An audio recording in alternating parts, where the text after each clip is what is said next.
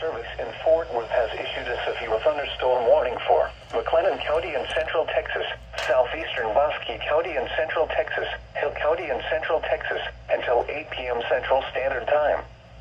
At 6:54 p.m. Central Standard Time, severe thunderstorms were located along a line extending from near Whitney to 7 miles west of Mother Nuss State Park, moving east at 60 miles per hour.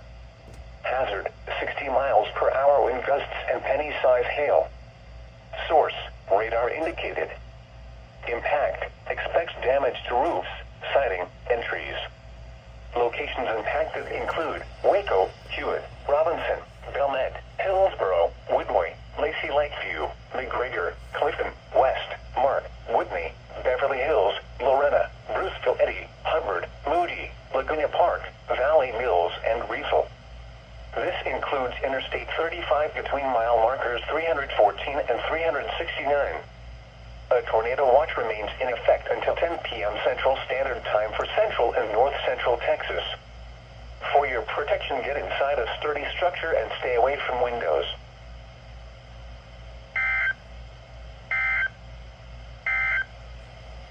The National Weather Service in Fort Worth has issued a